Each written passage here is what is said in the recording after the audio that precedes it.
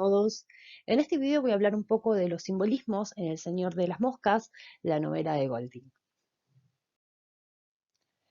En primer lugar, para leer simbólicamente una novela hay que estar muy atentos al contexto de producción. Eh, no siempre queremos leer la novela en el marco simbólico, ¿sí? O en esa mirada. Uno puede leer un cuento, una novela, un relato, lo que sea, más por un fin lúdico, ¿no? Para divertirse, para pasar el tiempo, para despertar, no sé, emociones, para leer y nada más.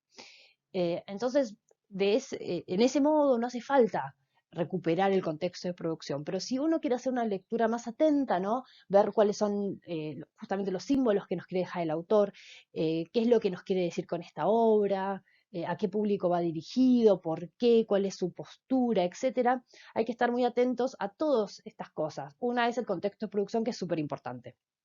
En particular, en El Señor de las Moscas, como sabemos, el texto está situado en un contexto de posguerra, ¿no? Entre la Segunda Guerra Mundial y la Guerra Fría. Em, Esto lo notamos porque en los primeros capítulos los chicos hablan sobre la bomba atómica.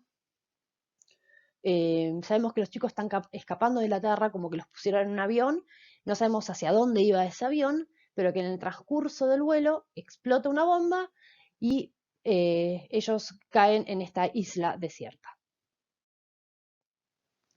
La novela se publicó en 1954, que es el principio de la Guerra Fría, ¿no? Y hace un poco referencia a las preocupaciones sociopolíticas de su era, ¿no? A lo que pensaba el autor sobre todo lo que había pasado en la Segunda Guerra Mundial, lo que estaba pasando durante la Guerra Fría. Por eso, para leer esta obra hay que tener todos estos datos para poder saber cuáles, ¿no? Son estas preocupaciones sociopolíticas eh, que nos quiere mostrar el autor con esta obra, ¿sí? Para no tener una mirada tan inocente de la obra y poder hacer una lectura un poco más profunda. Entonces vamos a hablar de algunos símbolos. Vamos a hablar es el simbolismo de la plataforma. La plataforma sabemos que es el lugar de encuentro y debate entre los niños, ¿no? Allá votan muchas cosas, ¿no? Es donde votan las leyes, en donde votan quién va a ser el líder, en donde se ponen de acuerdo quién van a ser los que casen, quién van a ser los que cuiden la hoguera, quién van a ser los que hagan los refugios, ¿sí? Todo pasa por la plataforma. Y lo que intentan es en esta plataforma tomar las decisiones en conjunto, ¿sí? No es un régimen autoritario de Ralph en donde él dice lo que hay que hacer y los demás se callan, sino que votan como lo votaron a él, levantaron la mano y decidieron que él fuese el líder. Bueno, esto refleja un poco en las sociedades democráticas y parlamentarias, ¿no? Ese rol lo cumple el Parlamento, el Congreso, las asambleas. eh, entonces, esto es el simbolismo, ¿no? Es muy importante tener en cuenta que al principio de la novela, esta plataforma es democrática, ¿no? Los chicos levantan la mano, se vota, etcétera.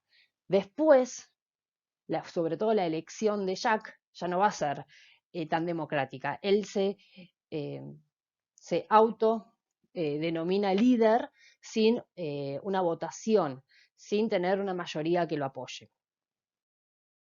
Otro de estos simbolismos es la caracola, que está muy relacionado con la plataforma porque esta caracola se usa en la plataforma, ¿no? Y lo que va a hacer es representar las reglas sociales, discursivas y políticas, ¿no? Del uso de la caracola salen las normas de la sociedad. Por ejemplo, en este caso en la obra, hablar por turnos, ¿sí? Construir los refugios, mantener encendida la hoguera.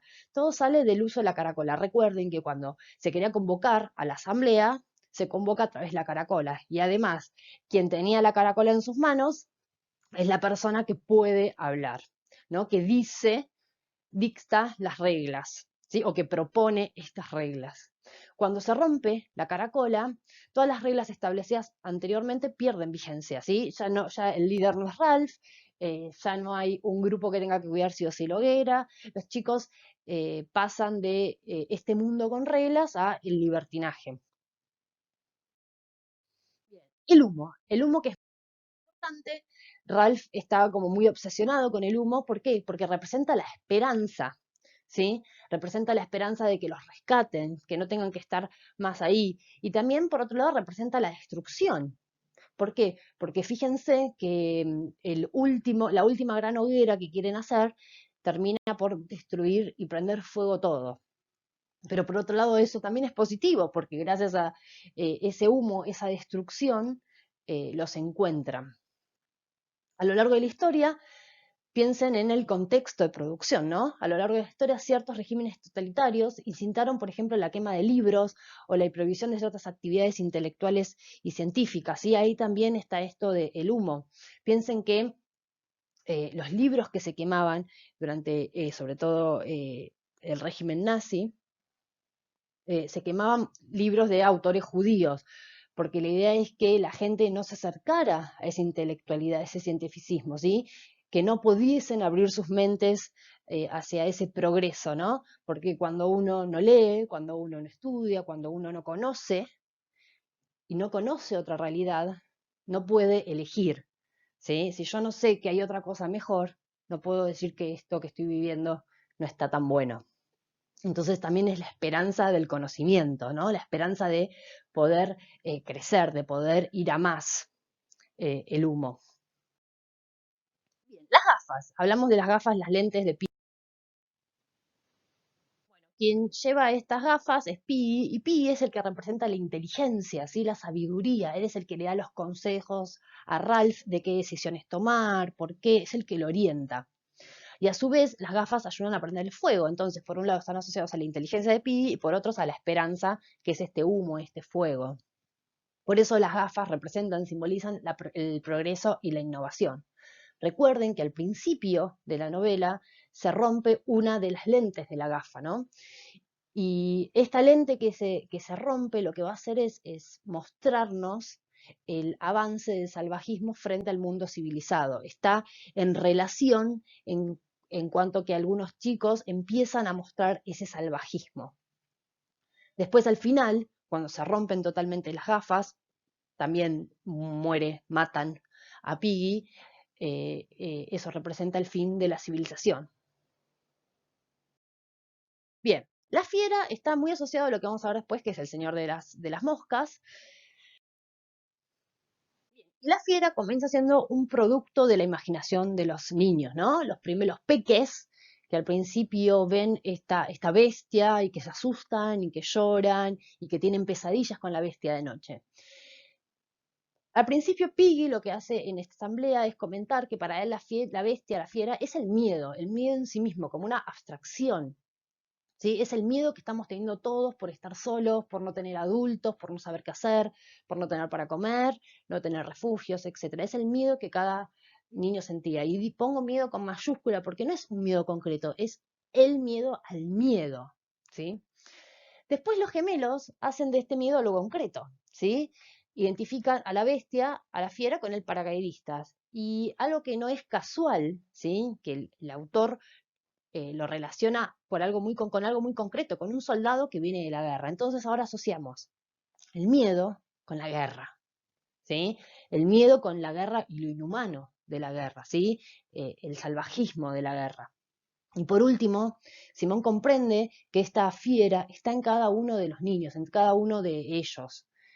Y esto se ve en sus palabras cuando dice también en la asamblea, a lo mejor somos nosotros, ¿sí? Entonces, que este salvajismo de la guerra, esta inhumanidad de la guerra, este miedo al miedo, está dentro de nosotros y nos está produciendo a nosotros mismos todo esto, este avance de la malicia y de la amoralidad.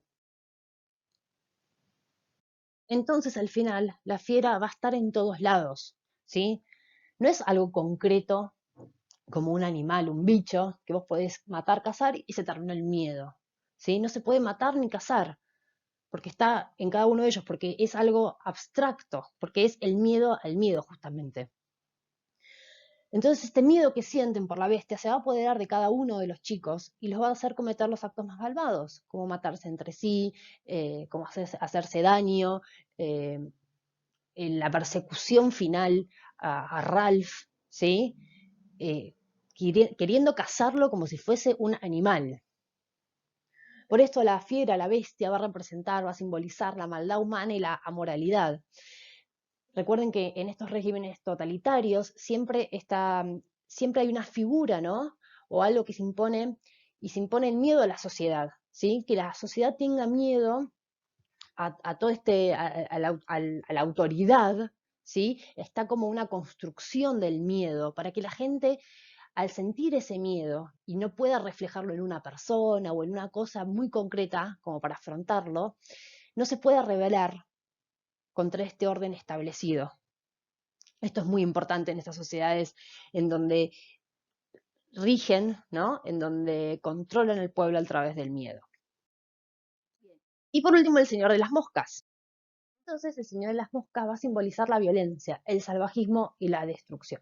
Recuerden que al final los niños ya no cazan para alimentarse, sino por placer. Disfrutan del poder que tienen sobre el animal indefenso.